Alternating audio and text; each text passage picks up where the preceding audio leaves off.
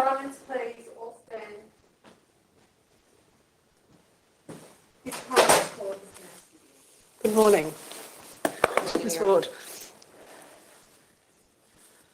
Your Honour, this morning is the bushfire inquiry into the fire known as the Rumba Complex fire. I don't think there are any additional appearances on behalf of those representing the state. I think it's Mr Newton again appearing.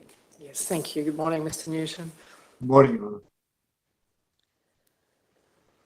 Your Honour, these are the opening submissions for the Coronial inquiry into the cause and origin of the Rumba Dump fire. The fire is also sometimes referred to as the Rumba Dump Dingo Tops Road fire. This name comes from a combination of the road and the trail closest to the suspected general area of origin for the fire within the Tappentops Park, respectively Dingo Tops Road and the Rumba Dump Trail.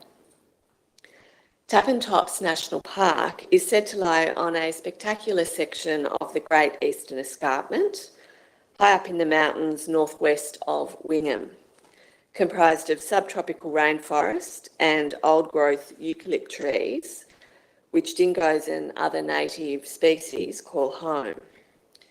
This is within the mid-coast local government area, encompassed within the lands of the Birapai people. The Rumba Dump fire sits within a larger grouping of fires called the Rumba Complex. This is how the matter is formally listed on the court list and identified within the brief and related documents, but the cause and origin inquiry this morning will focus on the Rumba Dump fire and not the other fires with which it later merged. In order to make sense of this, one needs to understand something about naming conventions for bushfires. Sometimes separate fires will merge or coalesce and be managed as one large fire from an incident management perspective. Some of the merging fires might be recorded as out, when in fact the fire has physically continued to burn as part of a larger fire and has henceforth been managed as part of that larger fire. So here, the Rumba Complex of fires in fact refers to the amalgamation of the Rumba Dump fire, the Riley Creek Trail fire, and the Thunderbolts Way fire. This is best illustrated in the map that will now come up on the screen, taken from the brief of evidence at page 105-4. This is fire progression mapping as at 13 November 2019. Your Honour will see the Rumba Dump fire marked in orange to the mid-right of the page. The Thunderbolts Way Bretai fire is then marked to the left of that, and the Riley Creek Trail fire extends from the perimeter of the Thunderbolts Way Bretai fire down to the south of the Rumba Dump fire. So this represents three separate fires as at that date in mid-November. But then, when Your Honour has regard to the map now on display, taken from 105-5 of the brief, it shows that by 15 November, so the day after the map that was just shown, these fires had largely joined and were being managed under the name of the Rumba Complex fire. In terms of trying to orientate the court to the location of this fire, Your Honour will see to the mid-right-hand side of the page, and partly obscured because it travels off the edge of the map, but a reference to the town of Comboyne. And then down towards the bottom right-hand side, one can see Taree marked on the map. Just northwest of Taree is the township of Wingham. Your Honour, this fire burned for approximately 14 weeks and damaged an area of approximately 153,000 hectares within the National Park, the Dingo State Forest and beyond. At least 134 structures were destroyed or damaged, in connection with the fire, including many homes in Bobbin, Caffrey's Flat and Capara. Caffrey's Flat and Capara. The historic primary school of Bobbin, built in 1883, was also largely reduced to twisted and smouldering metal, with only the library and the school hall left intact. Firefighters were hampered by the difficult terrain in responding to the fire. Those residents who remained behind to save their properties at times found themselves forced to take cover where they could, with some people having to shelter in creeks under blankets as a last resort. In the wake of this fire, many communities were literally and figuratively left in the dark, without power and communication for over 2 weeks, on account of the fire burning down power lines and scorching phone towers and charring power poles to thin sticks. Fortunately, no deaths were recorded as a result of the fire. As I have already outlined, because Your Honour's inquiry today is limited to the cause and origin of the Rumba Dump fire, the court will hear evidence from 2 witnesses only, namely the current officer in charge of the investigation, Detective Chief Inspector Rodney Blackman, and Mr. Richard Woods, AFSM, court-appointed expert, wildfire investigator and adjunct associate lecturer, wildfire investigation at the Charles Sturt University. Mr. Woods has prepared a report on the papers into the cause and origin of the fire.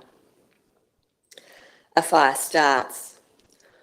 Although this will ultimately be a matter for Your Honour to determine, the fire is believed to have commenced on 16 October 2019, possibly as a result of lightning strike during a thunderstorm that evening. Signs of fire were not, however, observed until 18 October 2019. The first witness to the fire was Colin Temple, a ranger with the National Parks and Wildlife Service, who was working along trails within the park on 18 October. At about 10 a.m, he saw smoke in a gully near the Dingo Tops Trail, and upon closer inspection, located fire in what he describes as dense, viney country. The fire was only small at this stage, but it was difficult to reach. He didn't see signs of lightning strike having caused the fire. Mr. Temple radioed for help and worked on a tractor to clear a track down from the Dingo Tops Trail to a ridge in the vicinity of the fire. Fortunately, Mr. Temple had the presence of mind to also look for signs of human activity in the area. It had been raining lightly in the last day or two, and the damp dirt and earth at the scene should have displayed signs of human activity if there'd been any about. But Mr. Temple did not see any signs of four-wheel drive tracks, mountain bike or trail tracks, or even horse tracks that might suggest someone had travelled to this part of the trail in recent times. This will assist Your Honour in considering whether you can exclude the possibility that the fire was deliberately lit or occurred as the result of the unintended result of human activity. Furthermore, the evidence of Mr. Temple will likely assist Your Honour in determining the general area of origin for the fire. The evidence points to it being in the east-southeast facing forested slope immediately east of Dingo Tops Road, where Mr. Temple first saw the fire. The east-southeast aspect may have influenced the initial spread of the fire and may in part explain Mr. Temple's observation that the fire was only small when he first saw it, even though on one hypothesis, the fire had already been smouldering for close to 33 hours by that point in time. Mr. Temple's call for resources resulted in some crew joining him at the scene and 2 RFS aircraft responding. One RFS helicopter took the following photo, taken from page 1110 of the brief, which is the first photo of the fire, at least the first photo contained within the brief. In the foreground, below the visible smoke, you will just be able to make out Dingo Tops Road. Mr. Temple says they fought the fire all day and believed that by about 6:30 p.m. that they had it under control. However, upon returning to the site at about 8 a.m. the next morning, they discovered the fire had spread some 200 metres out of the containment area. According to Mr. Temple, New South Wales National Parks and Wildlife Service deployed all the extra staff available to try and contain the fire between Dingo Tops Road, the Rumba Dump Trail and Tallerwood Flat Road. At around 12:14 p.m. on 19 October, an aircraft fitted with infrared line scan imagery, the first line scan for the fire. The brief contains a map overlaid with this line scan imagery, evidencing the trajectory of the fire in the vicinity of Dingo Tops Road. So Your Honour can there see the road broadly running north-south and the fire spreading to the east. According to Mr. Temple, the fire thereafter continued to breach containment lines and eventually burnt out of control by the time a Section 44 declaration was made on Saturday, 26 October 2019, at about 13:50 hours by the then Commissioner of the New South Wales Rural Fire Service, Shane Fitzsimmons. There are a number of fire progression maps included in the brief for the period 28 to 30 October 2019, which demonstrate, firstly, this was not the only fire in the area, and firefighting resources also had to respond to the Riley Creek Trail fire, the Lyrebird fire, and the Coombs Gap Complex fire. So, Your Honour, the Lyrebird fire is there to the northeast of the Rumba Dump fire. Then to the north, the Coombs Gap fire. And then to the southeast of the Rumba Dump fire, the Riley Creek Trail fire, which later coalesced and formed part of the Rumba complex of fires. What this map demonstrates is that there were fires in the area that communities and firefighting resources had to respond to, quite apart from the three fires that later coalesced to form the Rumba complex. The fire took a significant run between 9 and 11 November 2019, impacting largely residential homes in Kapara, Boban. I think I pronounced that as Bobbin earlier, but I apologise. I think it should have been pronounced as Boban. Kylabark, Strathcedar and Werrell Flat. We'll now move to another image from the brief taken from page 105/2. This shows fire progression mapping for 9 through to 11 November 2019. This shows further to the southwest, the Thunderbolts Way Brett-Eye fire had merged with the Riley Creek Trail fire. And towards the southeast, firefighters and community resources were being stretched to also respond to the Hillview fire, Hillview.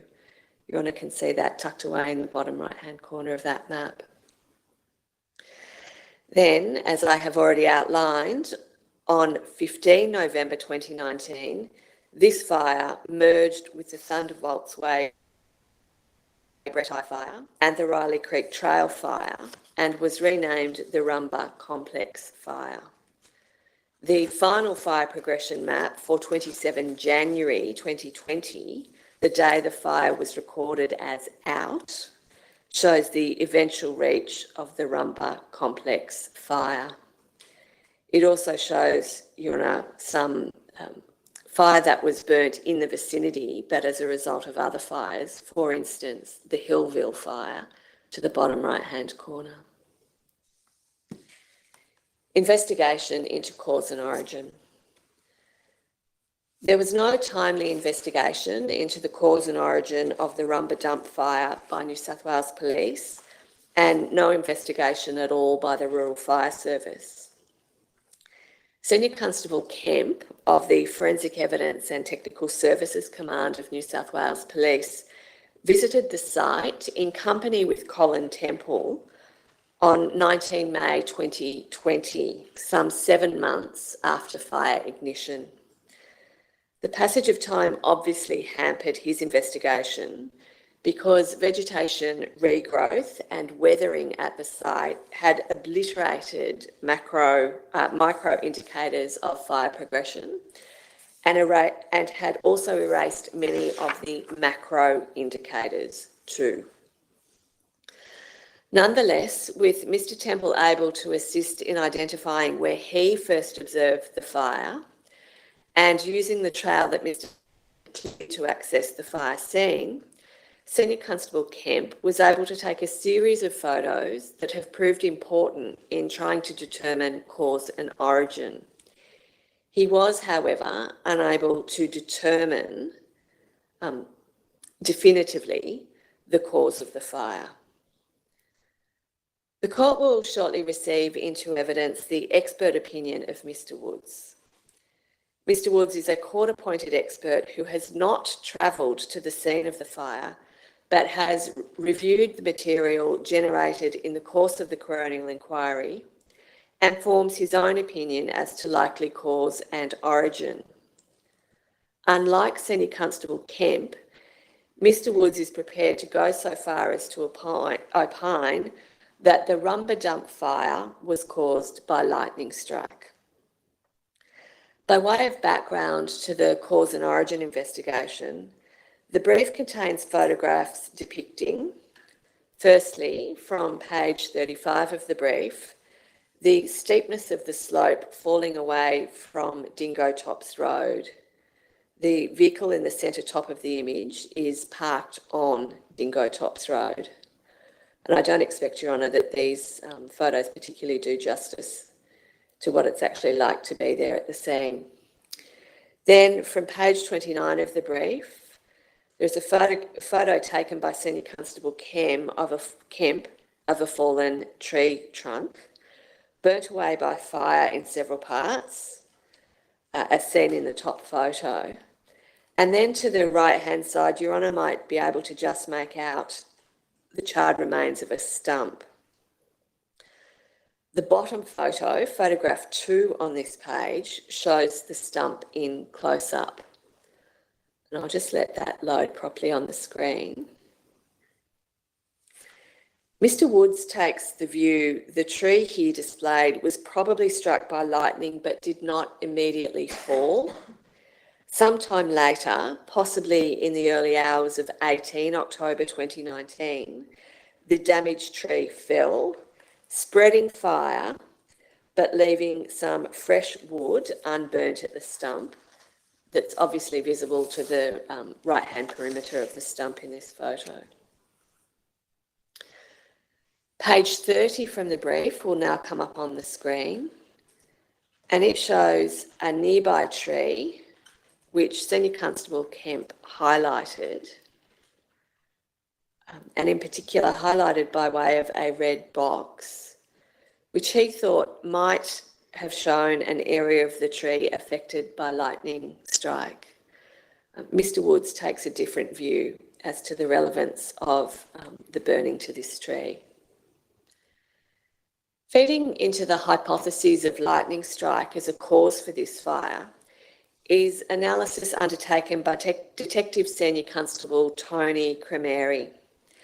He examined lightning strike data for the entire month prior to the fire being observed.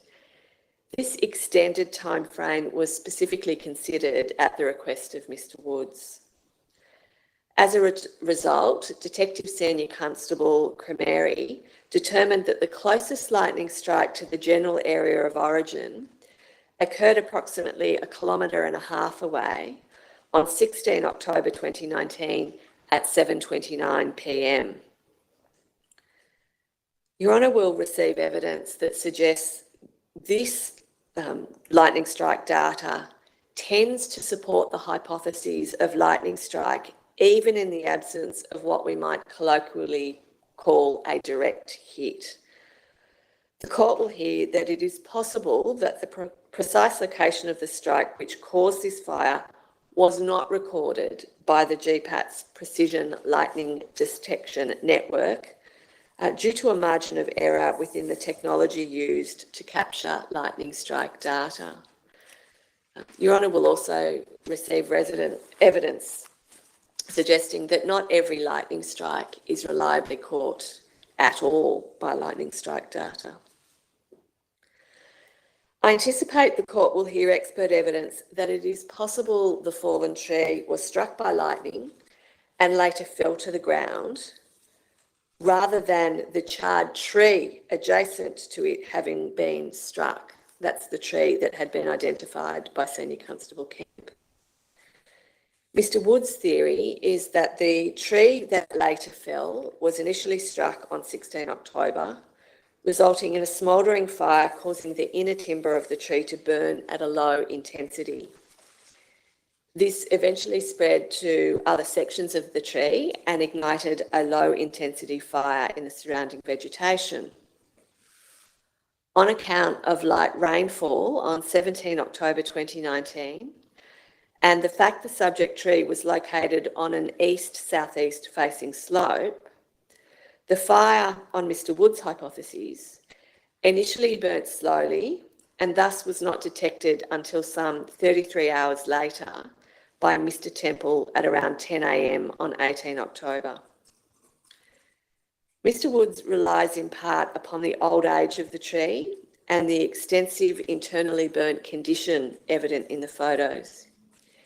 He says that often such older or diseased trees have extensive areas of dead or rotting timber in the inner heartwood and or dead or dying large branches higher up in their canopy, which may ignite after lightning strike and sustain a smouldering state, which eventually ignites the crown or heartwood sections of the timber and subsequently eventually spreads to surface fuels in the immediate vicinity of the standing tree. Mr. Woods further hypothesises, and will be asked to expand upon this in his evidence, that the struck tree finally fell after losing structural support at the stump and subsequently spread fire from the remaining burning trunk to vegetation in the immediate area. Both Senior Constable Kemp and Mr. Woods agree that the angle of charring on the vegetation sloping from the lower to higher base of the spur ridge to the top of Dingo Tops Road pointed to fire eventually spreading uphill from the spur ridge. This was corroborated by the evidence of Mr. Temple and in part draws upon the macro fire indicators that were still evident at the scene when Senior Constable Kemp conducted his investigation. Detective Senior Constable Cremeri later created a 3D map plotting important features drawn from the evidence. Before playing the video of this map, I'll bring up a still image taken from it and note as follows. So this has come from page 62-2 of the brief. And what it shows, firstly, Your Honour will see a red balloon marking the location where Mr. Temple estimates he first saw the fire. So that's been inserted into this map by reference to a map that Mr. Temple includes in his statement. Your Honour will see the blue plane symbol towards the bottom centre, which marks the location where the first aerial photograph was taken of the fire at approximately 1:08 p.m. on 18 October. The first line scan taken at 12:14 p.m. on 19 October has been overlaid on the map and is marked by way of the symbol of fire. Your Honour can also see the fire spreading to the east of Dingo Tops Road.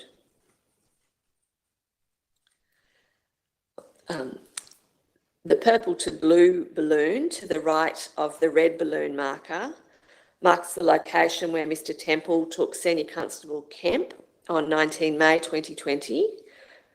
That is the part of Dingo Tops Road where the access road that Colin Temple cleared branches off.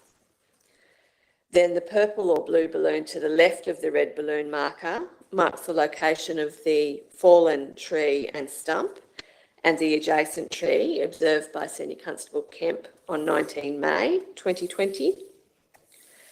And finally, Your Honour will note 3 lightning strikes have been mapped. One mark falls within a 2-kilometre radius of the 2 sets of coordinates provided by Senior Constable Kemp.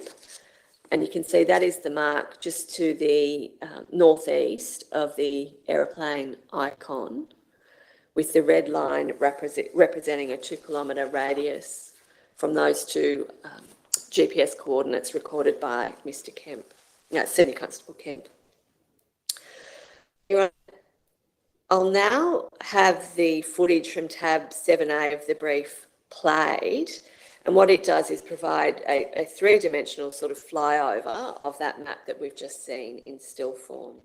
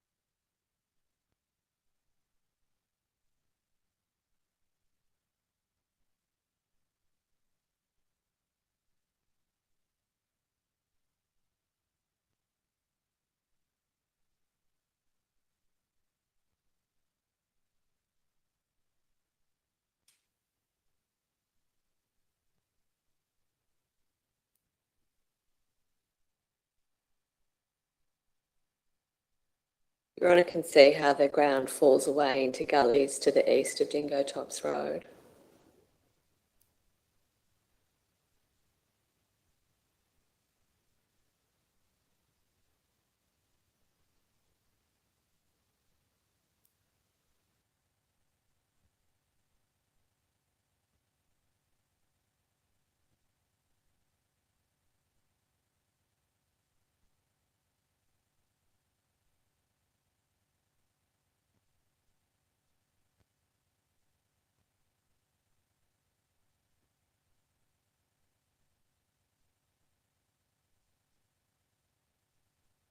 Your Honour will see there a reference to Dingo Tops Campground with a green icon, and I'll be asking some questions of the officer in charge about that campground.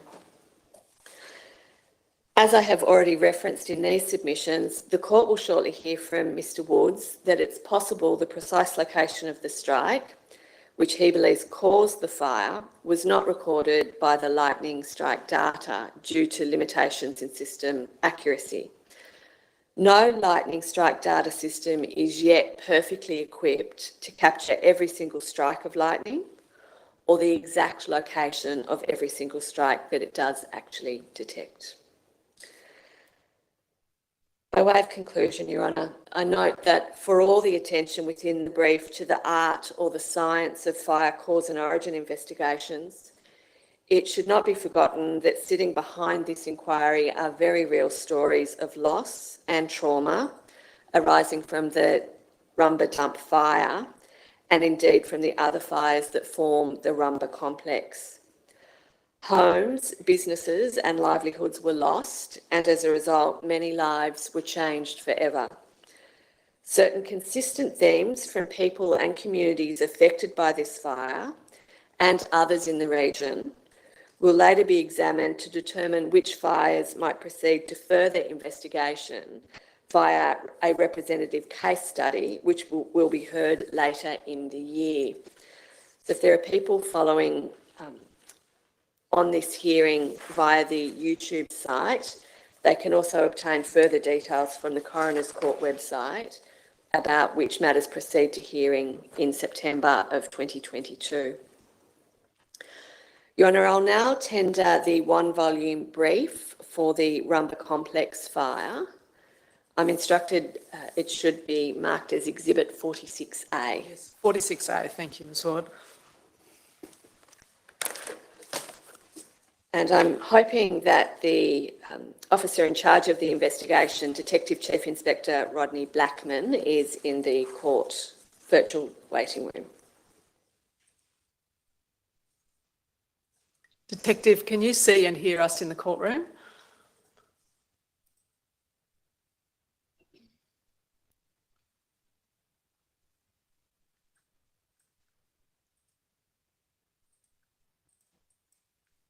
Detective, can you see and hear us? I sure can, Your Honour. Excellent, thank you. You'll just hear from the court officer now. Silence, please. Do you swear by Almighty God that the evidence you shall give will be the truth, the whole truth, and nothing but the truth? If so, please say you do. I do. Thank you. Ms Ward. Thank you, Your Honour. Would you state your name, rank and station? My name is Rod Blackman. I'm a Detective Chief Inspector of Police and I'm currently stationed at Manning Great Lakes Police District. Have you taken over the role as officer in charge of the Coronial inquiry into the cause and origin of the Rumba dump fire, which is part of the Rumba complex of fires? Yes, I have. How did that come about? Ostensibly, when we first initiated Strike Force Viridian, which was the charter into all the fires in this area in the 2019-2020 period, I had allocated one of my detective sergeants the role of officer in charge of those investigations. Unfortunately, late last year, he left the workplace and hasn't returned. So I've maintained the investigative oversight and subsequently the OIC portion of that investigation. Does your seniority as a Detective Chief Inspector give you a capacity to provide Her Honour with a broad overview of the demands on police resources across the district as at mid-October 2019?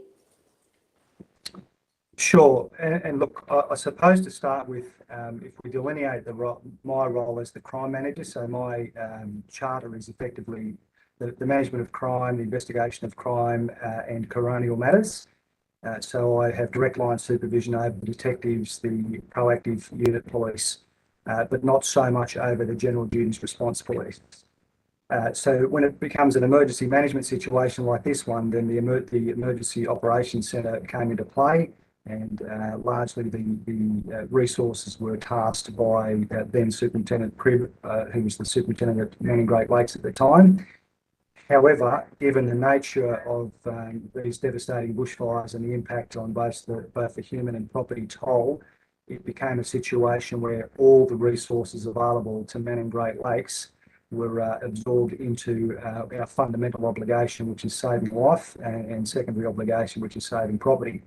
So all police resources were drawn into that, myself included, to be operational during this period.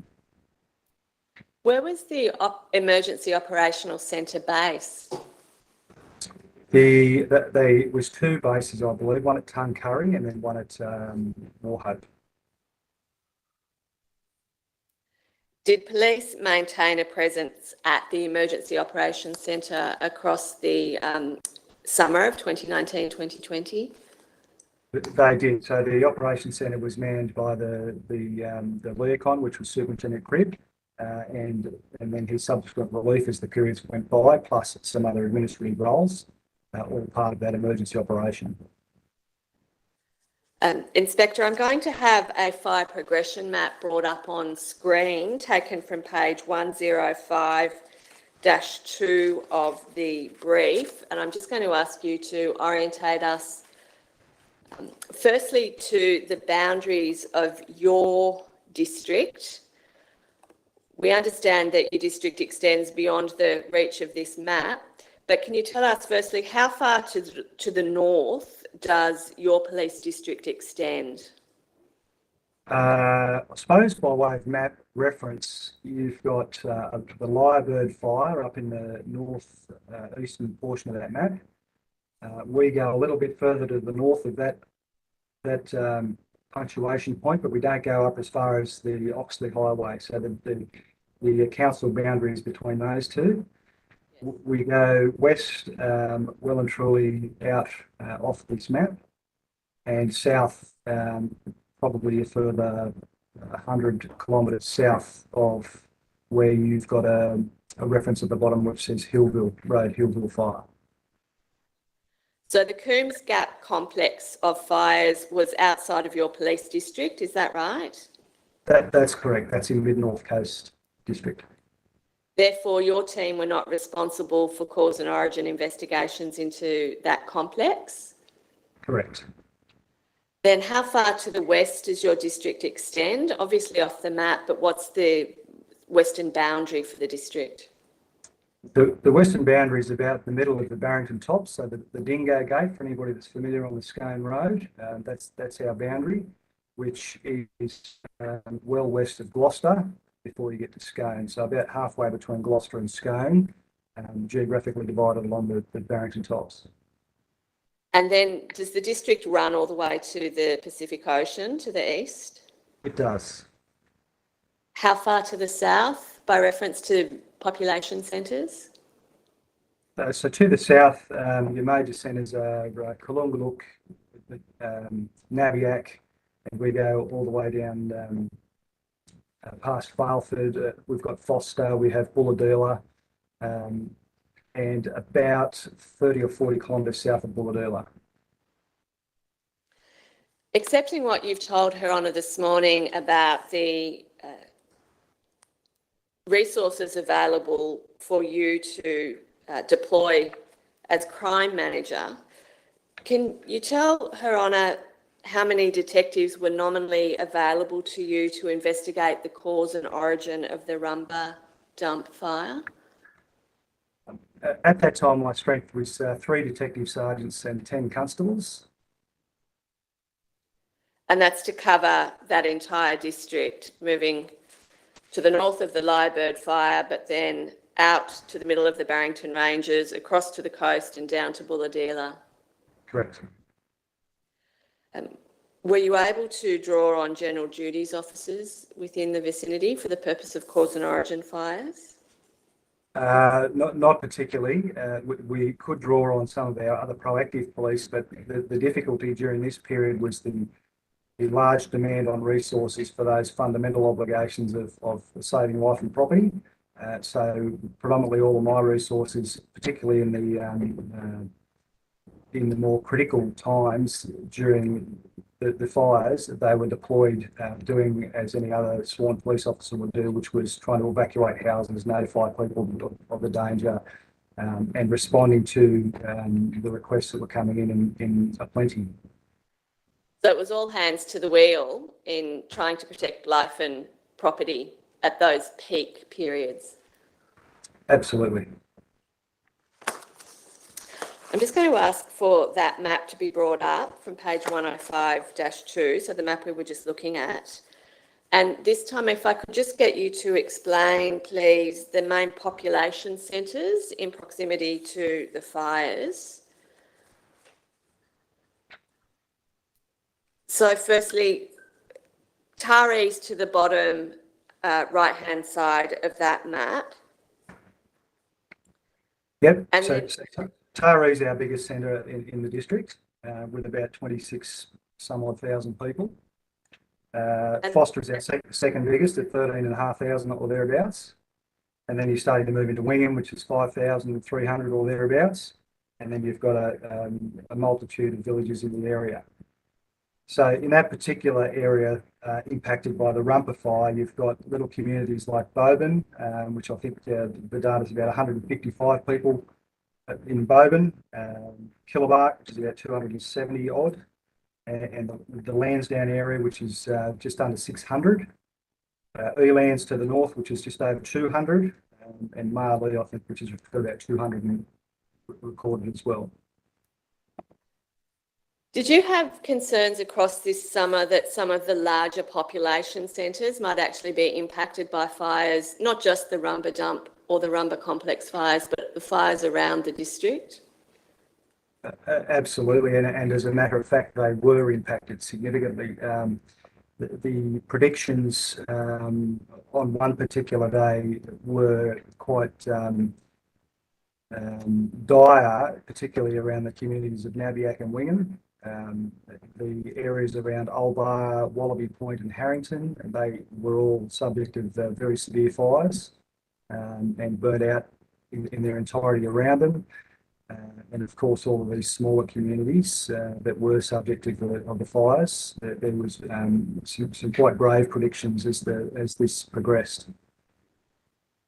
This map demonstrates, doesn't it, that some of those smaller villages and hamlets that you've spoken about this morning were actually completely overrun by the fire? Absolutely. Little towns like Bowman were heavily impacted. Killabar, similar, and so many other houses and farms throughout that area. When you were tasking your detectives to go out on either evacuation or investigation jobs, were you concerned that they'd come back and report lives had been lost as the fire had moved through these smaller communities and hamlets? Definitely, it really is quite miraculous that there wasn't more loss in terms of the human toll.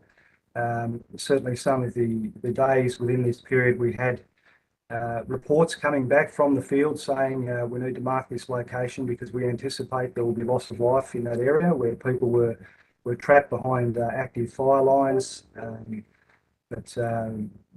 Yeah, quite amazingly, that can eventuate with one exception, but certainly it was very much on everyone's mind, certainly the management team and above, that it was a very real proposition that we would lose life during those fires. If we look at the Rumba Dump footprint, the footprint of the fire as displayed on the screen in front of you, which of the small villages were particularly badly damaged by fire in terms of any village infrastructure? Certainly the little village of Bowman, it was heavily impacted with houses in the area. The small school there, Bowden School, I think was established in the late 1800s, so a lot of history in that area. It got devastated, and certainly when the fire progressed further to the east, you ended up with homes around the Killabar area, Kipax. So the Bowden was quite central to a big portion of the impact in that area. The brief contains figures recording the number of residences and other structures lost by the fire. Given that we're counting the number of lost homes out of only a relatively small number of residences in these hamlets, those figures must represent a substantial proportion of residents having sustained significant loss through the Rumba Dump fire. Would that be fair to say? Absolutely. There's a lot of loss that's not captured as part of this brief. For example, the loss to stock of livestock in the area, the loss of other property and infrastructure that wasn't recorded. For example, fences, sheds, farm machinery, those types of things. But ultimately, given the scale of the investigation we undertook, we prioritised on at least recording and establishing where people had lost their home. We certainly tried our best to gather some information around damaged property, but the brief ostensibly would underrepresent the true loss of items of value, items of lifestyle and all those sort of things throughout the impact of this fire. While the fire was running to the east, were there particular challenges from a police perspective in trying to get word out to people about fire spread and the need to evacuate, if that was part of their plan? Look, primarily police weren't responsible for the broad messaging around the fire. It's a New South Wales fire brigade operation. but ultimately, the challenges that we face is we would receive information from community, lots of calls coming in from people who were reporting that they hadn't seen their neighbours, for example, or they weren't aware that their neighbours might know this was happening. There's some challenges around the mobile phone reception in this area, challenges around the topography and the community makeup, particularly captured in the Rumpa Dump. A lot of people living in that area are living a more, dare I say, organic lifestyle. So they may be off the grid. They may not, by choice, have a mobile phone or choose to access television. But certainly one thing that they did do was that they kept in touch with their neighbours or otherwise. But from our perspective, very difficult to get messaging out and back. And often you'd get information through multiple hands from various sources up in that area. Although the Thunderbolts Way fire is not subject of a cause and origin inquiry, it's clearly linked to the Rumpa Dump complex. Are you able to provide some general information about, by way of background, about that fire? Sure. So the Thunderbolts Way fire was one of the many fires reported during the time. Specifically in November, when we set a charter of which fires we would look at, we did look at that fire as potentially being one that might fall under the Coronial ambit. So the cause and origin was considered from a police perspective, but ultimately, because of the impacted property, it didn't necessarily fit within the charter of Her Honour.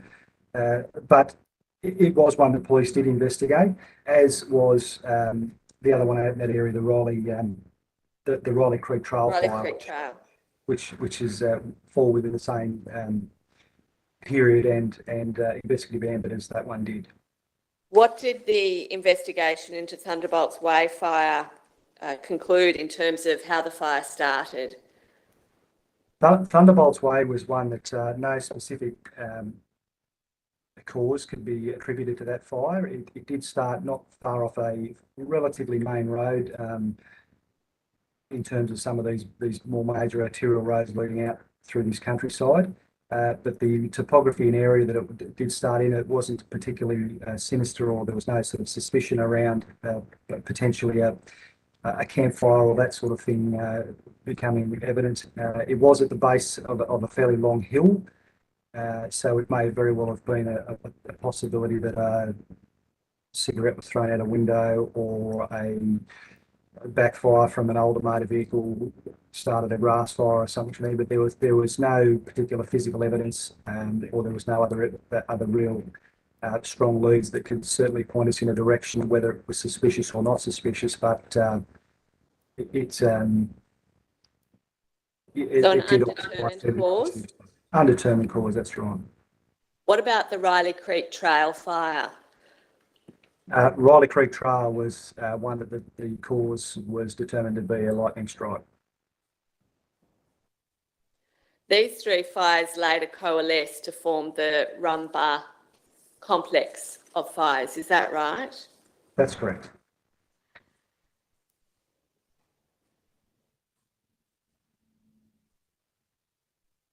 The fire progression mapping also refers to the Hillview fire to the bottom right-hand corner. Was that another fire within the broader district that your team were having to respond to? It was, and it was certainly a fire that had significant impact and potential threat because of its proximity to the larger centres around it. And the Darrawank fire, which ultimately burned across to the coast at Tuncurry? Yep, absolutely another one. Again, the significant danger due to its proximity to the large populations. And can I just say, I don't want to appear to be sounding unsensitive to those that have lost their homes in these larger fires by saying that these are more important fires. It's far from it. It's moreover that the major resource intense allocation had to be around those areas, given that their potential impact on whole towns. You had to manage the resources that you had at hand. Absolutely. While your team were investigating potential cause and origin for a number of fires across your police district, were they made aware of some potentially dangerous behaviour involving burnt or stolen cars? They were. One particular and very disappointing thing we had here at this particular time was we had some criminals that were stealing cars and burning them out to prevent them being identified through forensic materials. So there was one fire was started from that, the Goldens Road fire down south of Foster. Was the cause was a stolen car that had been burnt by a criminal, which then led to a fairly large fire very close to Foster. There was another one at Wingham that we looked at.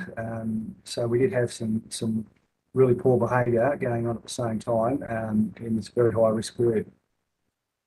So these criminal investigations also had to proceed across the months that your investigators are also responding to fire emergencies. Is that right? Indeed, yeah.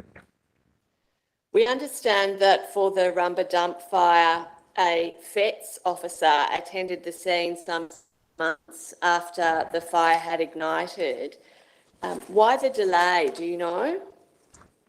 A couple of things. The Rumba Dump origin is very, very remote, and the reason all of these fires stopped was almost torrential rain towards the tail end of the season. That caused significant access issues, significant danger issues. A lot of this countryside remains quite dangerous in terms of where it's been burnt, the danger for trees falling over, the actual trees that have fallen over blocking trails or otherwise. Was certainly a factor, but then of course there's the resource factors too. So our FETS officers, they're a fairly scarce resource, particularly those that are trained in fire investigation. So they were spread pretty thin around New South Wales conducting investigations. I'm going to have a line scan taken from page 62 of the brief now brought up on the screen. And if you'll accept from me, Inspector, this was a line scan taken the day after the fire was first observed. So that places it on the 19th of October 2019. Can you firstly, it's a little unclear on the screen, but can you explain to Her Honour where Dingo Tops Road runs across that screenshot? Sure. That seems to start at the top left-hand corner. Yeah. So I'm having trouble seeing that on my All screen, so it won't be a moment. I'll just try and press the size of it if I can. It is hard to see in this resolution, but it seems to my eye to start to the top left-hand corner and then runs north-south for, roughly speaking, for a long way, and then it seems to swing to the southeast down below the fire. That is correct. On the line scan. All right. It goes into the locality of Wirral Flat, turns into Wirral Flat Road, which ultimately leads into the township of Wingham. Is there a campground along that road somewhere, Dingo Tops Road? There's a, dare I say, Dingo Tops Campground. It's geographically about where, if you were to go to the northwest of where the fire is depicted, Yes. it's in the top sort of left-hand portion of there.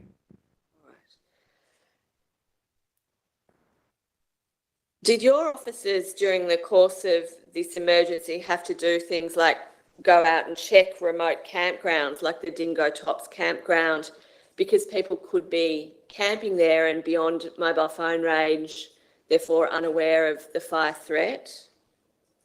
I'm not aware if they specifically checked Dingo Tops campground, but that's absolutely the sort of things that police are being deployed to with all the campgrounds, particularly on the coastal areas. But we do have quite a few in those the national parks areas. That was not an unusual thing at all.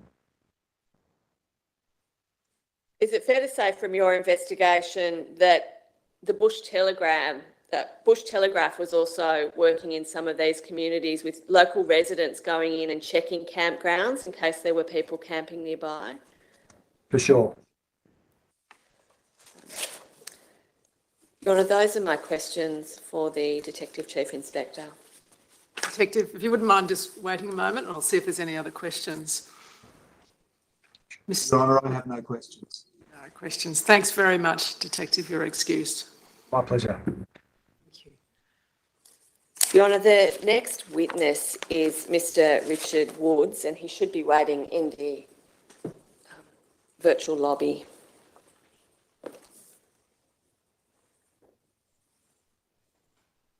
Mr. Woods, can you see and hear us in the courtroom? I can, Your Honour. Thank you. You'll just hear from the court officer now. Silence, please. Do you swear by Almighty God that the evidence you shall give will be the truth, the whole truth, and nothing but the truth? If so, please say, I do. I do. Thank you.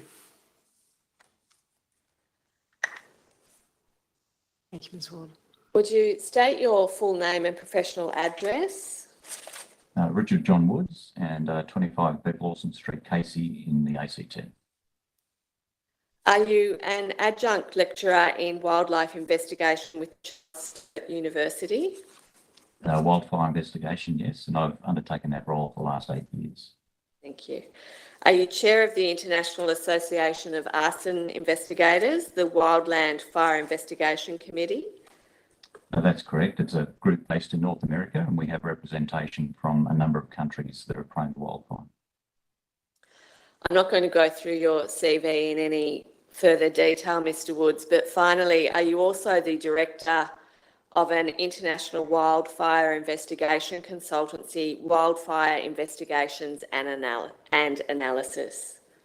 That's right. I've had that consultancy firm running since 2010, and that role has seen me provide evidence and opinion about wildfire cause to not only within Australia but also internationally.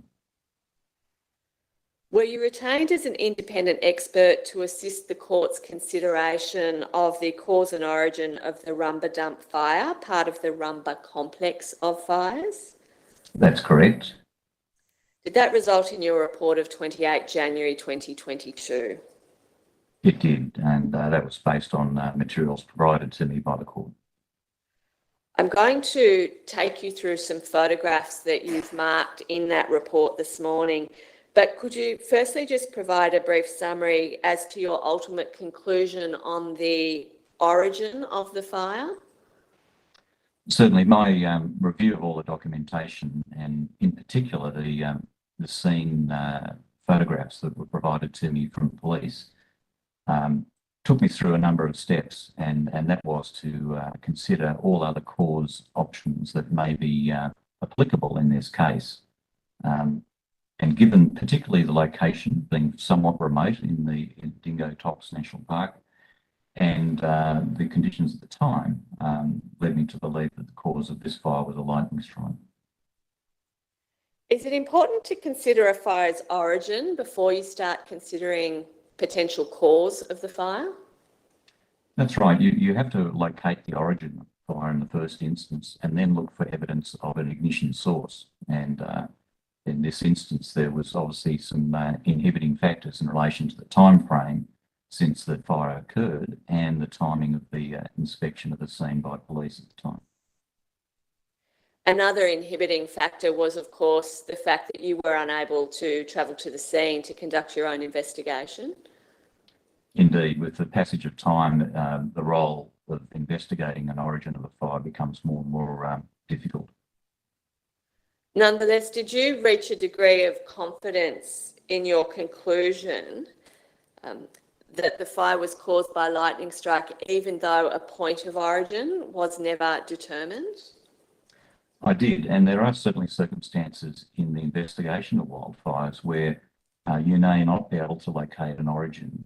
However, there's other mitigating evidence to point towards what the cause was, and provided, for instance, such as witness statements and other conclusive evidence can allow you to draw a conclusion in relation to the cause. And that's what I relied on in this matter. I'm going to have a photo brought up from your report. It's from page 25-10 of the brief, and it's your figure 1, Mr. Woods. Yes. Now, you give some detail there in the caption to the photo, but I'll ask you to shortcut the process and just tell us firstly who took the photo that you're using here.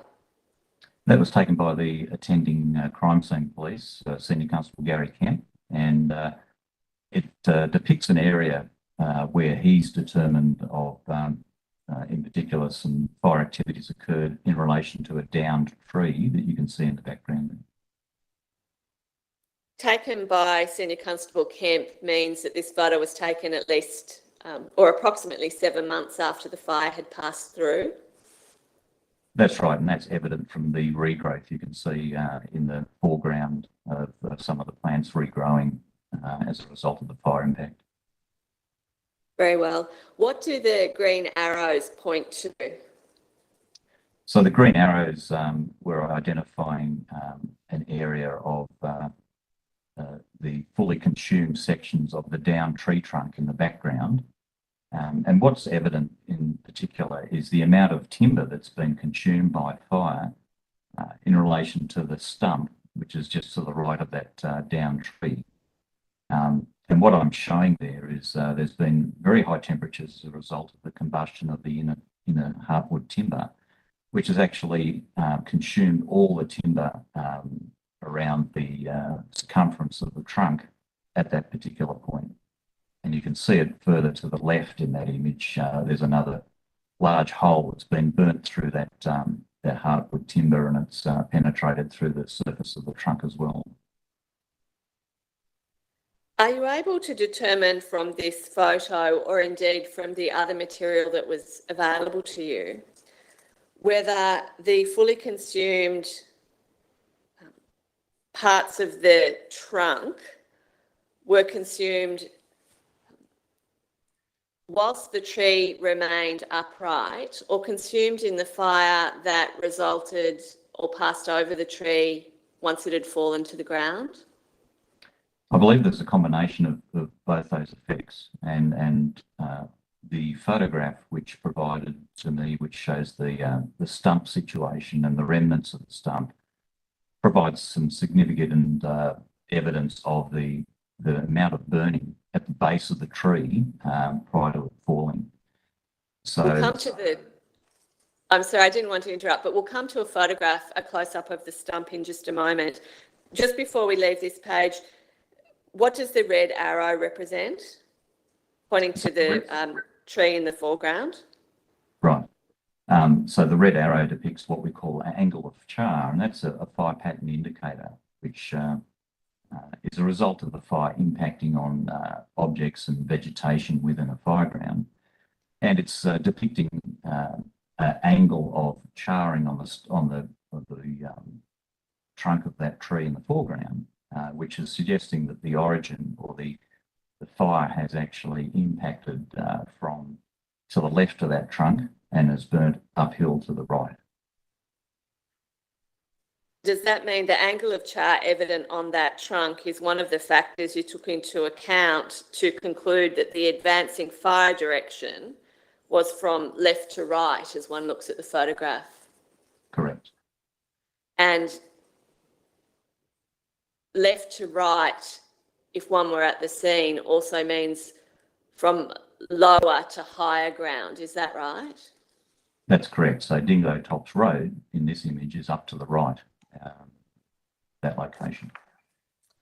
I'm going to have the photo at page 25-11 brought up on the screen. Mr. Woods, this is your photo 2.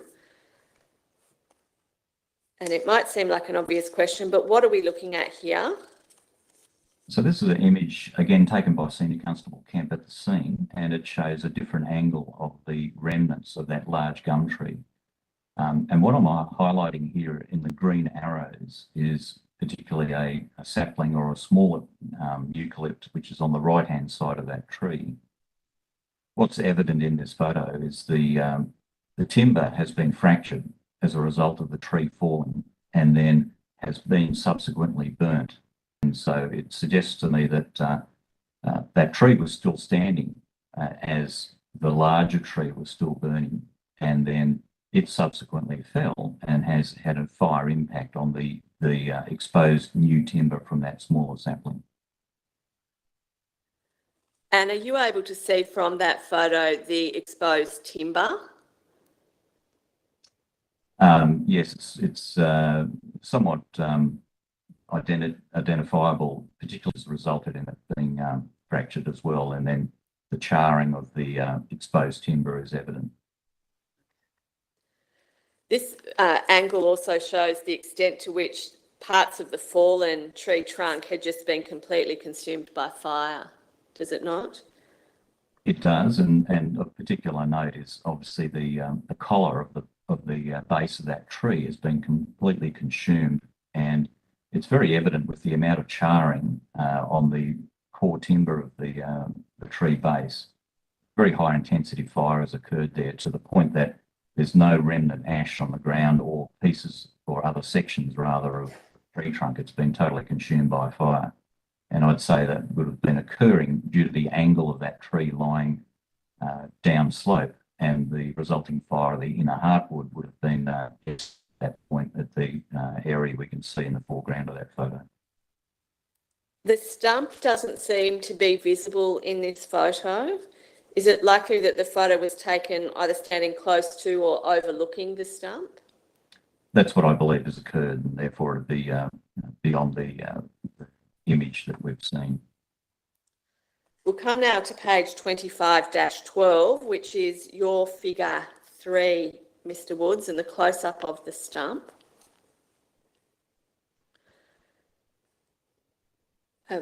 Firstly, what conclusion did you draw from this photograph as to the likely timing for the fall of the tree? Based on the appearance of that stump, in particular the collar wood, that is the section on the right-hand side that I've highlighted with the orange arrows, it hasn't been affected by fire. It hasn't been charred, and it's very fresh, so to speak. And whereas the left-hand side, there's certainly areas of that stump that have been burnt out and has the appearance of being weakened by fire. And that's particularly evident in the top of that image, where there's sections of remaining trunk that are actually angled over in the direction the tree fell. So my conclusion is that fire was affecting this area prior to the tree falling, and evident of the inner heartwood there being completely burnt out. And once it fell, the other exposed timber sections haven't been charred, which suggests to me that there had been fire at the base of the tree that had already progressed from that point away, and therefore it didn't impact on the exposed timber because it had already been burnt. That is, the surface fuels in and around the base of the tree had already been consumed by the fire. So your hypothesis is that the trunk fell some period after the internal heartwood had started to smoulder, but the fire didn't then further travel up to burn the unburnt remnants of the stump. That's correct, yeah, and particularly so because of the fact of the surrounding vegetation, in my opinion, had already been consumed by fire at that point. There's no fuel left for it at the scene. That's right. And whereas if there had been some fuel and it had been burning at the time, I would have seen, particularly in the lower points of that image, some charring to that freshly exposed timber, and that doesn't appear to be the case. We know that lightning strike data was obtained, and it shows that on the 16th of October 2019 there was lightning in the vicinity. You're aware of that data? I am indeed, yes. In fact, you asked for police to obtain lightning strike data going back for a month before the fire was first observed. Is that correct? That's right. Why did you ask for the data to cover such a period of time? Specifically because in the nature of lightning strikes and causes of wildfires, sometimes these strikes can occur many weeks, if not months, prior to a fire occurring. And I wanted to explore the fact of whether there was other storm activity in the vicinity prior to the 16th of October, and to ascertain whether there was actually a lightning strike record of a strike at this location. And did you find any lightning strike record of a strike at this precise location across that month? No, there wasn't. Did 16 October 2019 remain the likely contender for a lightning strike storm that affected the broader area? It did, and my review of the lightning strikes identified at least 67 strikes in the vicinity on the 16th of October, whereas there was a previous storm in the vicinity on the 17th of September, but there was only 23 lightning strikes at that time.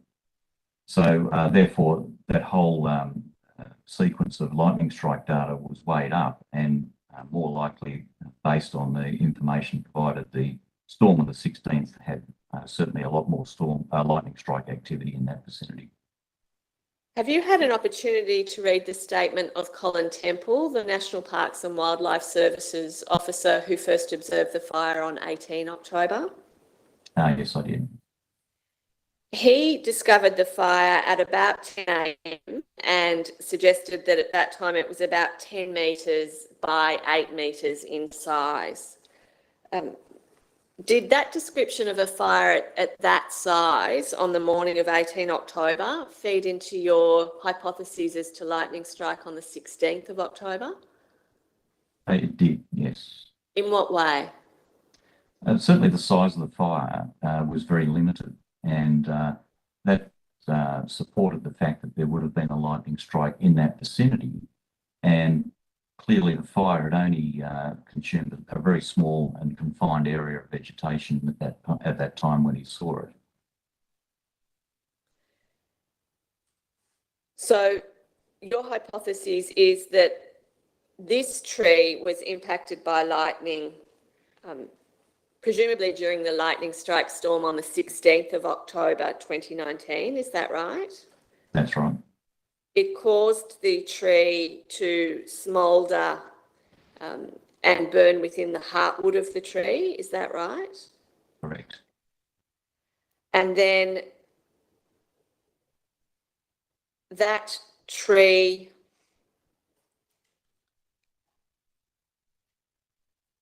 do you recall in Colin Temple's statement, he says that he doesn't remember seeing any lightning struck tree or sign of lightning at the scene? Yes, I do. It's possible that's because the tree had already fallen by the time Colin Temple is at the scene? That's right. That's what I believe has occurred. Is it your hypothesis that the most significant spread of the fire probably occurred after the tree fell? That's right, and primarily due to the fact that when large trees that are burning in the inner heartwood, particularly at high intensity, fall, they will eject large amounts of sparks and embers, and as the tree collapses, and those sparks and embers then would have landed in surrounding surface fuels and then ignited those fuels. The surrounding surface fuels at this scene, though, had been affected by some showers on the 17th. Is that right? That's correct, yes. And does that feed into your hypotheses to explain why it is when Colin Temple saw the fire, it was only about 10 to 8 metres in size? Indeed. 10 metres by 8 metres? Yes, and in particular, I note that the location is 600 metres above sea level or thereabouts. And is also a southeasterly facing slope. And traditionally, fuels in those circumstances, because they're not exposed to the solar radiation or the drying effect of the sun, as it were, on north and northwest facing slopes, tend to be less flammable. And additionally, I note that the fuel type in that area is temperate rainforest, and that was identifiable through the National Parks officer identifying that it was difficult to access because of vines and so forth. All those factors combined would have inhibited the rate of spread and the intensity of the fire at the time. I'm going to ask the photo at page 2513, which is your figure 4, to be brought up on screen, Mr. Woods.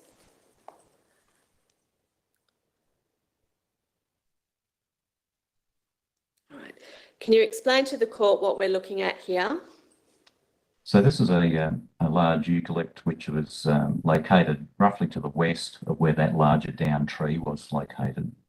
And it's showing charring on the external bark layers. And what I've identified there is, to me, that has the appearance of fire that's actually climbed up that fibrous bark trunk and produced that charring effect.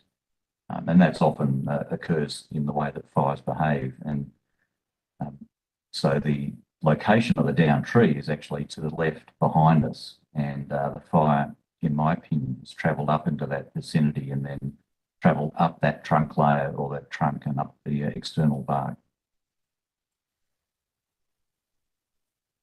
Do you then discount the theory that this tree may be charred as a result of lightning strike?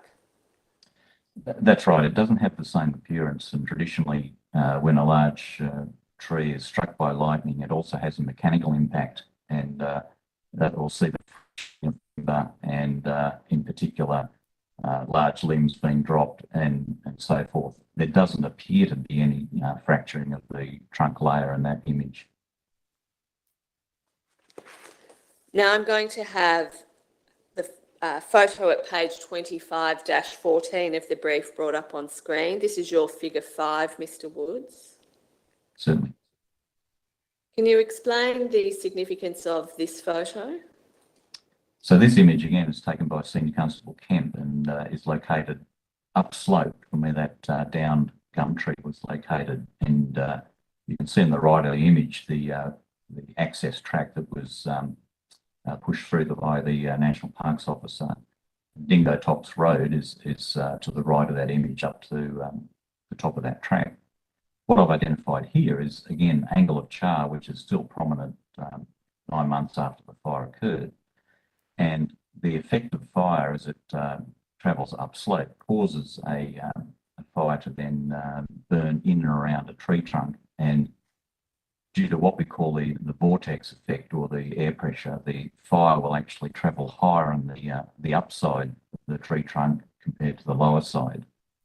And so what that's suggesting to me in that image is that the fire has originated down to the left of where this image has been taken and travelled up to the right towards the Dingo Tops Road. So that's the vortex effect as it impacts on the section of the tree furthest from the direction at which the fire has progressed. Is that right? That's right. So in this image, my origin or the originating area of the fire, the ignition area, is down to the left of this image, and the angle shows the direction the fire actually travelled. And I'm next going to have a document brought up from page 25-23 of the brief. Mr. Woods, this is your figure 10, and it's the Google Earth image overlay of lightning strike data. It's not shown particularly clearly in this screenshot, but Her Honour has seen that footage played in court during the opening. It's the case, isn't there, that there's no overlap between the location of the tree that ultimately fell and the closest lightning strike data recorded in this image? That's correct. Closest lightning strike recorded strike is the one which is marked in yellow on that image. Does that detract from the reliability of your conclusion that the fallen tree had in fact been impacted by lightning? No, it doesn't. Primarily because the lightning strike detection systems are not infallible. It's stated that they record between 80 and 90% of all lightning strikes, and some therefore are not recorded. And separate to the fact that some strikes are not recorded, is there also a certain margin of error in terms of the reliability of the GPS coordinates that are plotted for individual lightning strikes? That's right. It can be up to 500 metres variance. And so in this instance, it may well be that there is a closer resemblance to the original lightning strike as represented by that strike. The other parameter also is that the further away from Sydney, I understand, with the lightning strike detection system, the greater the variance occurs. So in this instance, whilst we haven't got a lightning strike directly over where this downed tree is, I'm still of the opinion that a strike was responsible.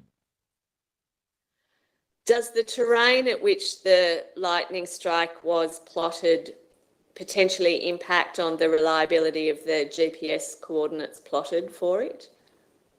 It does as well, and so obviously in more mountainous terrain, the variance is also greater. So therefore, knowing the area where the Dingo Tops National Park is located, the terrain that is experienced in that area is quite mountainous, and that would also have an impact on the accuracy of the data. Is it fair to say that it would be very neat if there was a lightning strike plotted in the vicinity of the fallen tree, but the absence of a strike any closer than 1.3 to 1.5 kilometres away doesn't detract from your opinion that the fire was most likely caused by lightning strike? Correct, and I've experienced that in previous cases where we've actually found a lightning strike tree, but the nearest lightning strike data record is removed from that exact location. Your Honour, those are my questions for Mr Woods. Thank you. Mr Woods, I'm just going to see if there's any other questions. Mr Newton. No questions, Your Honour. Thanks very much, Mr Woods. Once again, you're excused. Thank you, Your Honour.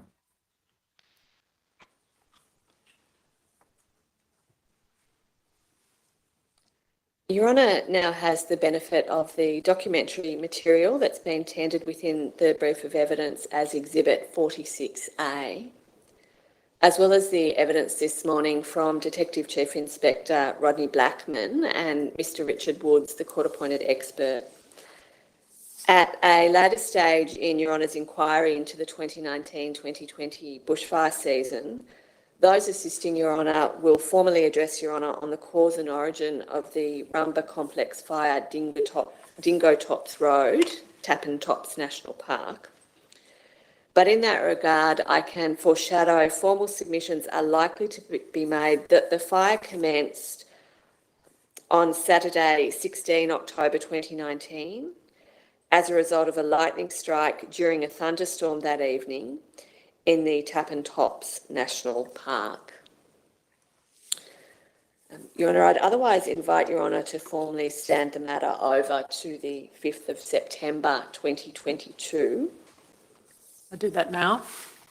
Thank you. The next matter that will be heard today, Your Honour, is the Coronial inquiry into the Bills Crossing Crowdy Bay fire. But is that a convenient time for an adjournment? Yes, we'll take the morning adjournment and resume at 12.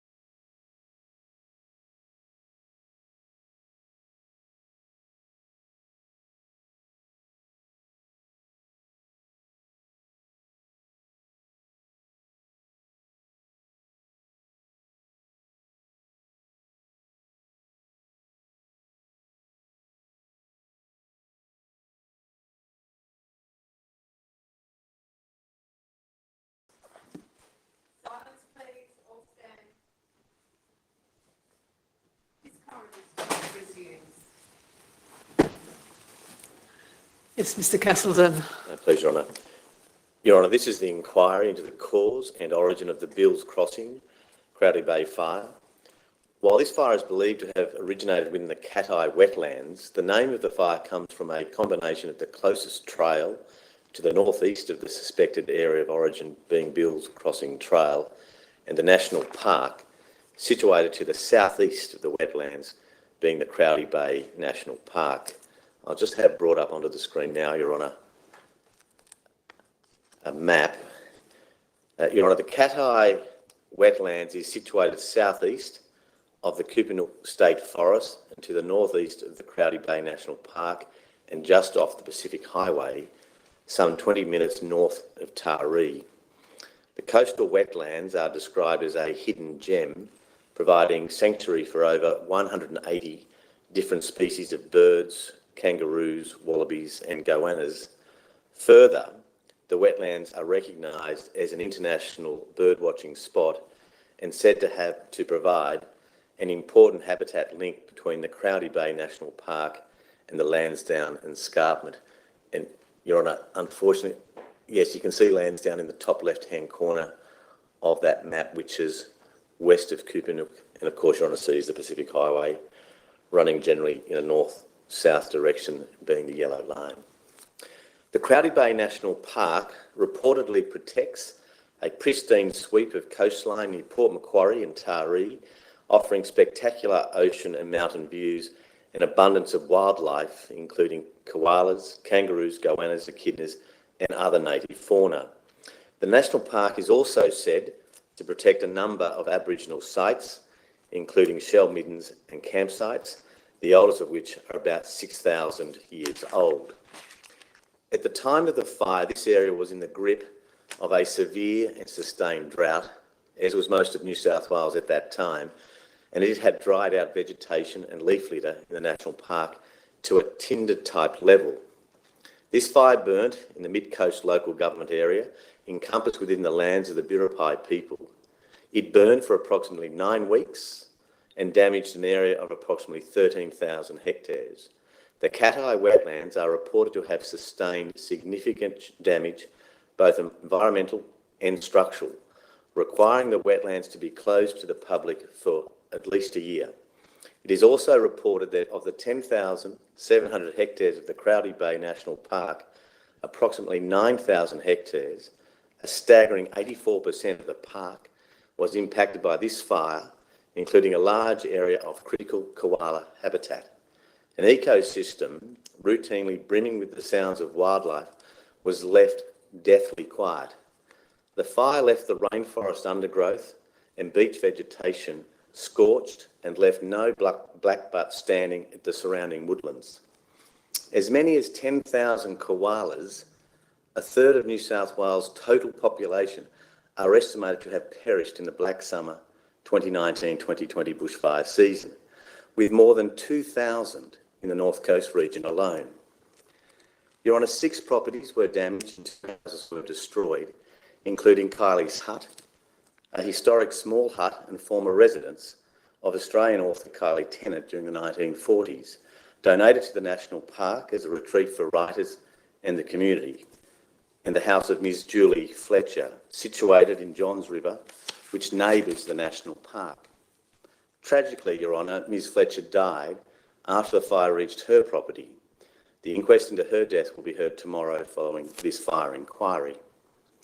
Given that the scope of issues to be considered today is limited to the cause and origin of the Bills Crossing fire, the court will hear oral evidence from Mr Mark Fullagar, Coordinator for Operations Compliance within the Fire Investigation and Compliance Unit of the New South Wales Rural Fire Service, and fire investigator who investigated the cause and origin of this fire on 11 November 2019. In addition to his oral evidence, Your Honour will have the benefit of evidence including lightning strike data, RFS fire spread mapping and aerial photographs of the fire. As with all other hearings held this month, the court will not today hear evidence about the adequacy of the response to the fire by individuals or the firefighting agencies. Once the court has completed a consideration of the cause and origin for this and other fires across the state of New South Wales, over the 2019-2020 bushfire season, the Court will review the evidence and issues raised in each matter and determine which issues will proceed with further detailed consideration via a representative case study. The hearing into representative case studies will occur at the Coroners Court here in Lidcombe commencing the 5th of September 2022.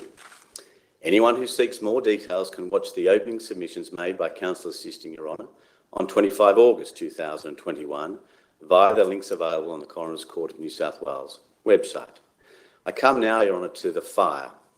This fire is believed to have commenced on Saturday, 26 October 2019, as a result of a lightning strike during a thunderstorm that evening within bushland of the Cat-Eye wetlands near Cat-Eye Creek, inaccessible by foot and some 3.5 kilometres west of the closest township, the village of Kupinuk. The Court will hear from Mr Fullagar that the lightning strike that likely caused this fire impacted the Cat-Eye wetlands at 5:06 p.m. Your Honour will see shortly a map that shows the general area of origin. Your Honour will note the coordinates of this lightning strike are encircled in red. To the east of the strike sits Cat-Eye Creek, and further east of the creek is Kupinuk. To the west, shaded in light green, sits the Crowdy Bay National Park. In fact, that should be to the east, shaded in green, sits the Crowdy Bay National Park. And of course, Your Honour sees Crowdy Head, which is slightly northeast of Harrington. Observations from the closest automatic weather station at Taree Airport, some 15 kilometres south of the suspected area of origin, records that at 3 p.m. on 26 October 2019, there was 0 millimetres of rain. The temperature was 34.3 degrees Celsius. Relative humidity was low at 14%, and maximum wind gusts of up to 24 kilometres per hour. Further, the Taree and Port Macquarie Bureau of Meteorology automatic weather stations for late October 2019 and early November 2019 observed exceptionally dry conditions for the areas at that time of the year, with soil unusually dry and forest fuels and peat fuels exceptionally flammable. Between the morning and late afternoon of 26 October 2019, Mr Rowan Lund, New South Wales Rural Fire Service Air Attack Supervisor, states that he and Mr Jason Oliver, pilot in command, were engaging in various firefighting operations in an aircraft, Bird Dog 376, relating to the Cat-Eye Creek, Schultz Road, Muck Creek Road and Farford Road Darrawang fires. At around 4 p.m. that day, Mr Lund states they landed at Port Macquarie Airport to wait out an active electrical storm in the area. At around 5:23 p.m, Mr Lund states they had returned to the air and were preparing to head further south to the Farford Road Darrawang fire to continue line building efforts. Half an hour later, at 5:53 p.m, Mr Lund states they observed a column of smoke in bushland due west of Crowdy Head, adjacent to Cat-Eye Creek on the east side of the waterway, near the junction of 2 Mile Creek. This is some 47 minutes after the suspected lightning strike is believed to have occurred. Aerial photographs were taken by Mr Lund at the time of detecting the fire. I'll just have those displayed now for Your Honour's benefit.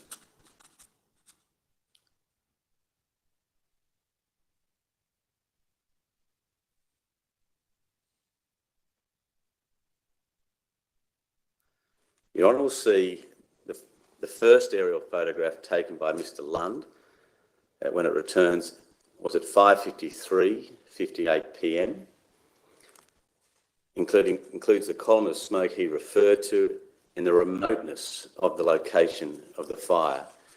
And Your Honour will see at the top of the page Crowdy Head. To the right is Harrington.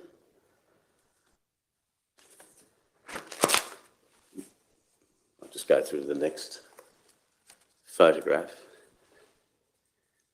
Slightly different perspective of the fire in its early stages, Your Honour. Mr Lund states that he immediately reported the fire at 6:03 p.m. to the RFS incident controller at the time, Mr. Cam Baker. Upon homing in on the location of the fire, Mr. Lund took another photograph at 6:20 p.m, which is that photograph your Honour now has before you. Another aircraft, Bomber 138, was re-tasked to drop a load of gel at the location of the fire and delivered its first drop at 6:36 p.m, and the remainder shortly thereafter.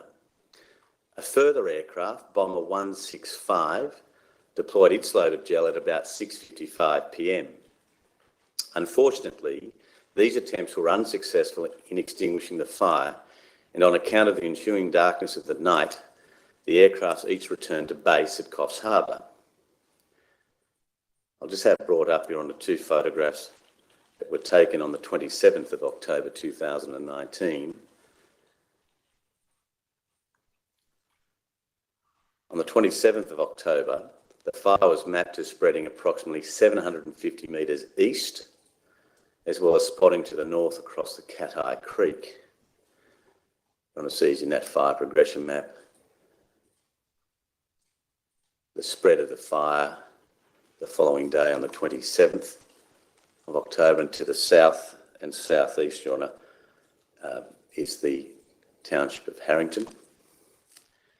On account of the wind and the fire burning predominantly in heath vegetation, between 28 and 29 October, the fire was mapped as making multiple rapid runs in different directions, spreading approximately 2.5 kilometres to the south-southeast before spreading approximately 3 to 4 kilometres south-southeast and impacting the Crowdy Bay National Park. In the next fire progression map, Your Honour, which is found at page 88 of the brief of evidence, Your Honour will see that the fire was encroaching on the Harrington Township. Accordingly, RFS vigorously directed their efforts towards property protection in the area and to slowing the progress of the fire overnight. Over the next week, firefighting crews and aircraft worked to strengthen containment lines near Harrington, which were ultimately effective in largely preventing the fire from impacting residences in this location, and the fire had burnt some 2 kilometres north. On 7 November 2019, the fire took another significant run, spreading approximately 5 to 6 kilometres to the east-southeast, again tearing through the national park, and then some 1.5 to 2 kilometres towards Coronial Road in Coronial. The following day, 8 November 2019, the fire was initially mapped as spreading slowly north. Mid-afternoon, the fire commenced a significant rapid spread to the northeast towards Diamond Head.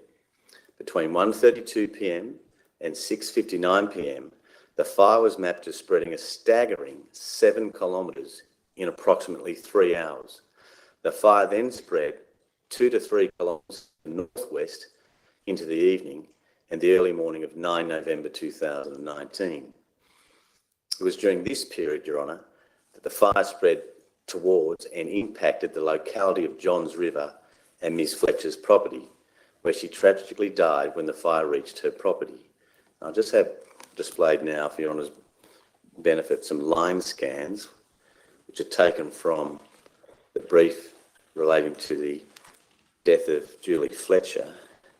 You're going to see that these are taken on the 8th of November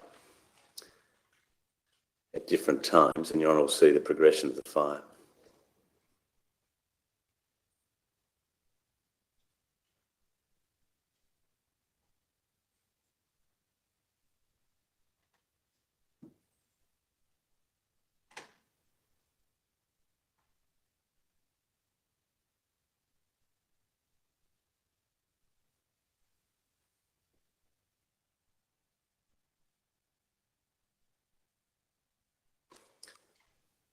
I'll just have displayed also, Your Honour, a further fire progression map for the 9th to the 10th of November 2019, which comes from page 89 of the brief of evidence.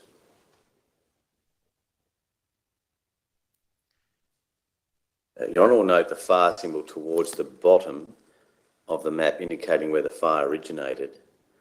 The purple portion is largely indicative of the Crowdy Bay National Park, having been impacted, and the light blue shaded portion to the left of the green shaded portion identifies the impact of the fire on Wharf Road, Johns River. That's the road that Ms Fletcher resided on. To the south, the fire reaching to Harrington Road, Harrington, and the fire stretching up to the north to a point just beyond Taylor's Road, Diamond Beach. Not evident in this map at the time, firefighting resources were being stretched to the east to fight the Rumba Complex fire, which Your Honour has just heard this morning, and south to fight the Hillville, Farfoot Road, Darrawank and Wallace Lake fires. In the 7 weeks thereafter, the fire was largely either mapped as not spreading but continuing to remain active, and or remaining relatively stationary and or not progressing, providing opportunity for firefighting efforts to prevail, with the fire authorised as out on 26 December 2019 at 9:06 p.m. The second last fire progression map, the 22 to 23 December 2019, which Your Honour sees now, best shows the vast extent of the Bills Crossing Crowdy Bay fire, as demonstrated in the green shaded portions on this map.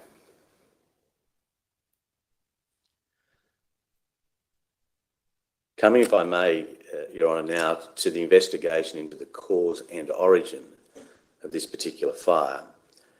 On 11 November 2019, Mr Fullagar attempted to access the location of the suspected lightning strike by way of entering the Cat-Eye wetlands off Spring Hill Road by car and then attempting to walk to the location.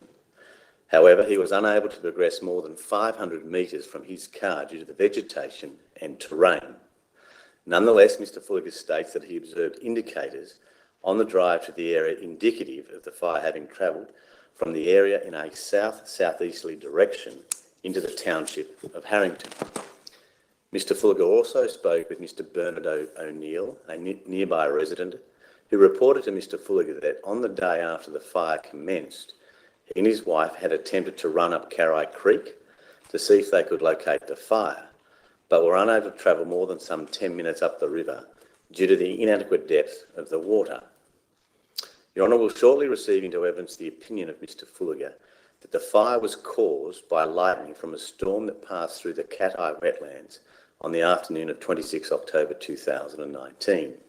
His opinion is informed by his interrogation of New South Wales RFS records, including lightning strike data, line scans and fire mapping relating to the fire, along with the indicators he observed during his investigation.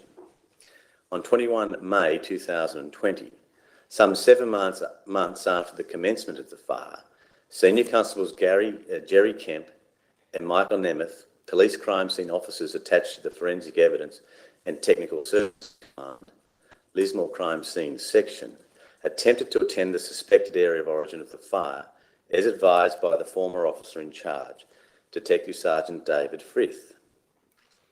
They were some 2 kilometres from the estimated area of origin when they terminated their investigation on account of the suspected area of origin not being accessible on foot.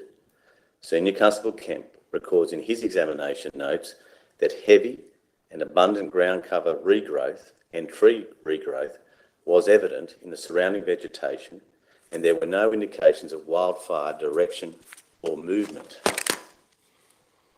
Your Honour, before I tender the brief, could I seek an order from Your Honour that the evidence in the Bills Crossing Crowdy Bay fire inquiry also be received as evidence in the inquest into the death of Julie Fletcher and vice versa? And I just, if I could provide to Your Honour a proposed interim order, which has been circulated to my learned friend. Mr Newton, do you wish to be heard? No, Your Honour. Thank you. Yes, I make that order now. May it please the court. Your Honour, I'm instructed that the Bills Crossing Crowdy Bay fire brief will become Exhibit 47A. Yes, 47A, thank you. Just one matter of correction, Your Honour. Your Honour will see at page 15 of the brief of evidence the statement of Detective Chief Inspector Rod Blackman. At paragraph 2 on page 15, it currently reads 11 November 2021. That should in fact be 11 November 2019. Thank you. If it's convenient, Your Honour, I propose now to call Mr Mark Fullagar. Yes.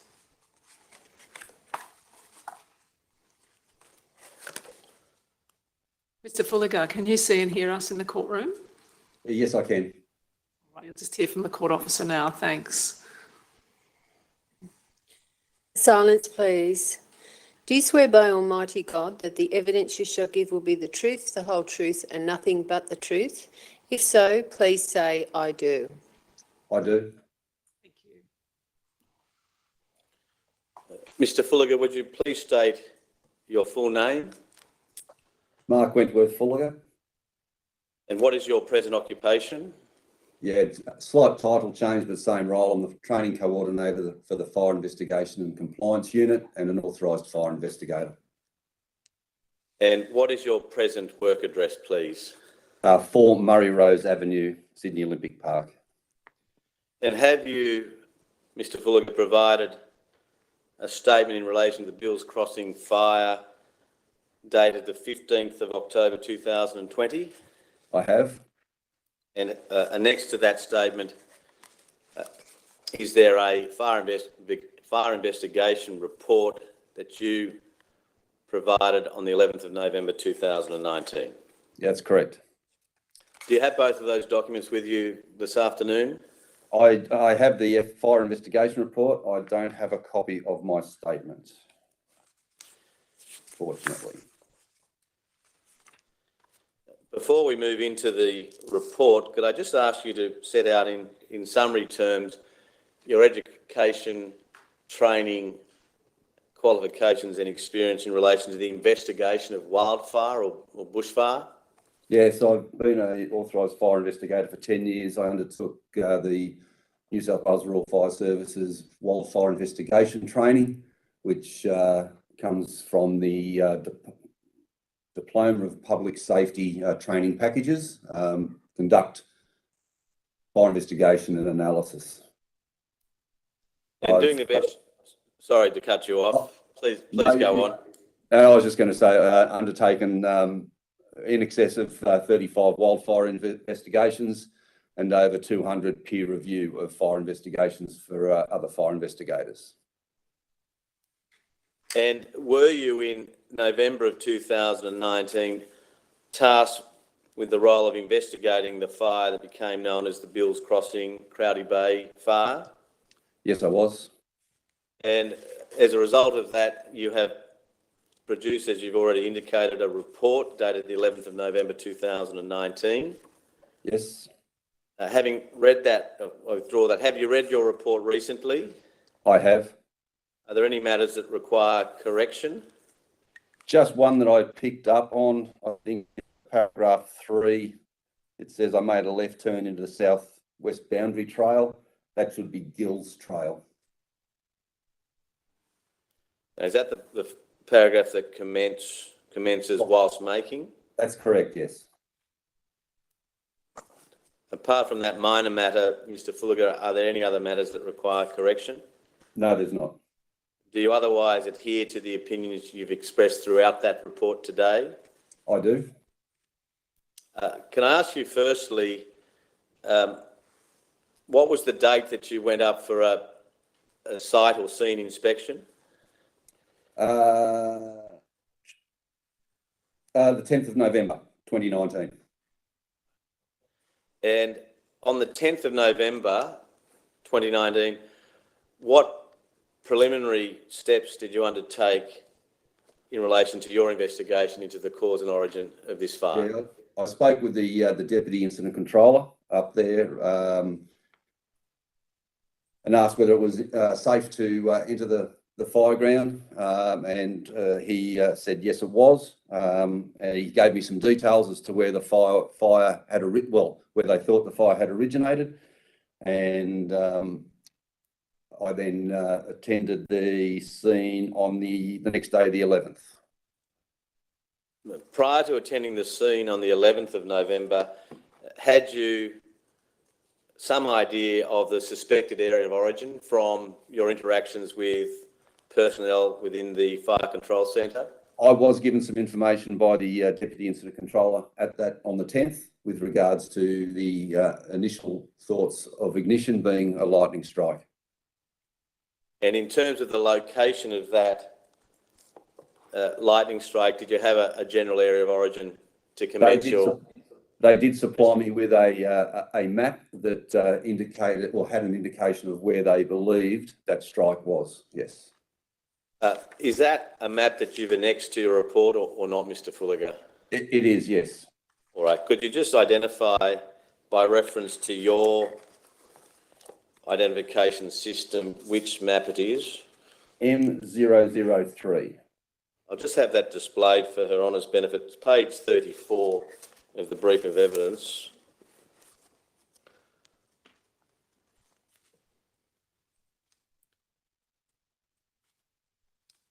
Is that the map to which you've just referred?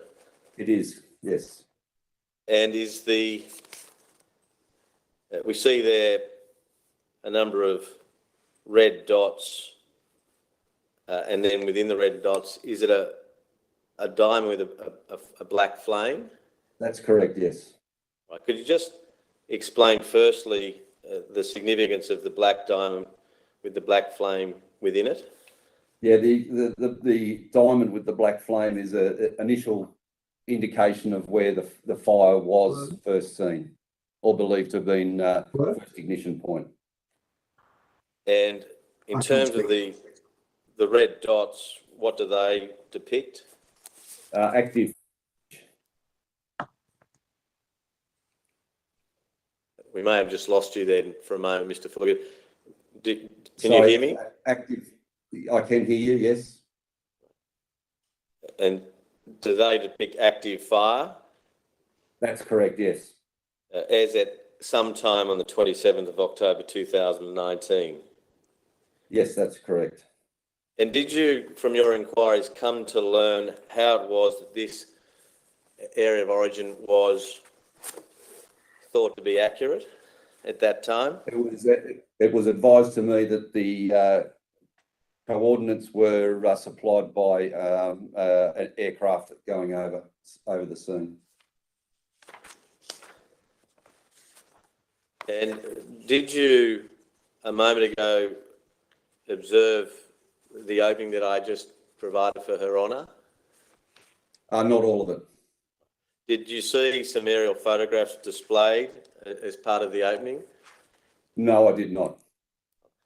I'll just have brought up the early aerial photographs that were taken by Mr. Lund, L-U-N-D, Rowan Lund, late on the evening of the 26th of October 2019.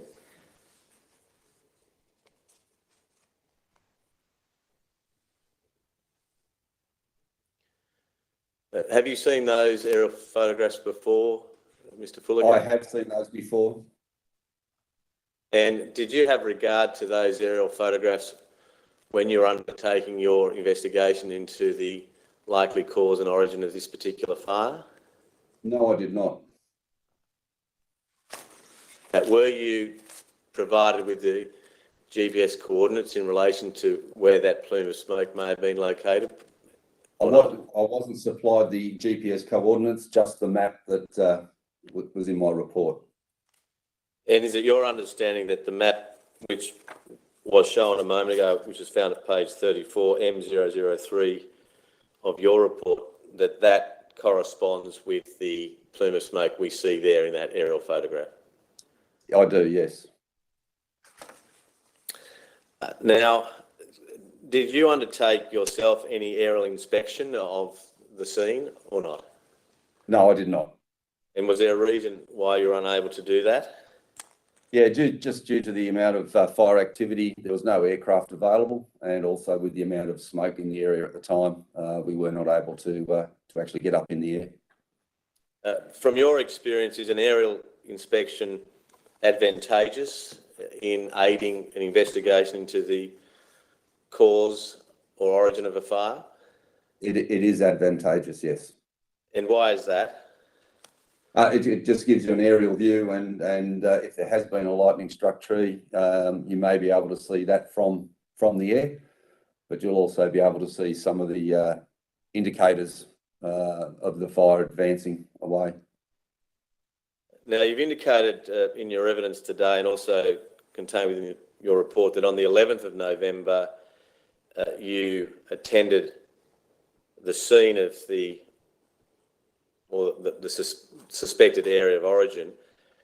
Did you run into some difficulties in terms of accessing that general area of origin, which we've seen in the map at page 34 of the brief? Yeah, most definitely. There was travelling in by car was got to a point where it was just too dangerous to travel any further. Same on foot. It was just too dangerous to be out of the vehicle. And when you say it was just too dangerous, what were the dangers or hazards that you were confronted with on that occasion? Fire damaged trees were the main concern, in either falling or limbs coming off. And did you try and access that suspected area of origin from a number of positions? I did. I travelled around from Harrington Road around to the actual Cat-Eye wetlands and tried to make access through the wetlands themselves, which was futile due to the terrain.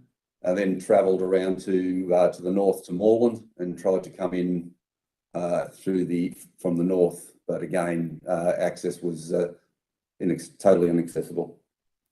And at that time, do you know whether you were able to access that general area by boat up the creek or not? Well, from discussions I had with a resident nearby, he said he was able to go up by a boat to a certain point, but after that he said it was too low for any boats to go up Cat-Eye Creek. Notwithstanding those difficulties, were you able to deduce from other sources of information the likely cause of the ignition for the Bills Crossing Crowdy Bay fire? Yes, that resident I spoke to and canvassed, he did say that a lightning storm went through the area mid-afternoon of the 25th, I believe. Or the 26th? Sorry, the 26th. Sorry, yes, the 26th. They lost power. He said there were a number of lightning strikes around that they observed, and it wasn't until the next morning when he heard the helicopters he realised there was a fire in the wetlands. Did you also have access to New South Wales RFS lightning strike data at the time that you concluded your report? I did, yes. And did that support the evidence that you had heard from the resident? It did. There was a lightning strike in close proximity to the spot on the map of the RFS. And in terms of excluding other possible causes of this ignition, were you able to exclude others? Yes, I was. It came down to lightning being really the only confident source of ignition in that area due to the inaccessibility of people to be in there. Yes, thank you, Your Honour. That concludes the examination of Mr. Fullagar. If you wouldn't mind waiting a moment, Mr. Fullagar, see if there's any other questions. Mr. Newton? No questions, Your Honour. Thanks very much, Mr. Fullagar. You're excused. Thank you, Your Honour. Your Honour now has the benefit of the documentary material contained within the brief of evidence, which is marked Exhibit 47A, as well as the oral testimony just now of RFS Fire Investigator Mark Fullagar. At a later stage in Your Honour's inquiry into the 2019-2020 bushfire season, those assisting Your Honour will formally address Your Honour on the cause and origin of the Bills Crossing Crowdy Bay fire. In that regard, I can foreshadow now, for the benefit of Your Honour and my learned friend, that formal submissions are likely to be made that this fire commenced on Saturday, 26 October 2019 as a result of a lightning strike during a thunderstorm that evening within bushland of the Cat-Eye wetlands near Cat-Eye Creek, inaccessible by foot and some 3.5 kilometres west of the closest township, the village of Kupanook. It should be 3.5 kilometres east of the closest township, the village of Kupanook. The lightning strike that likely caused this fire impacted the Cat-Eye wetlands at 5:06 p.m.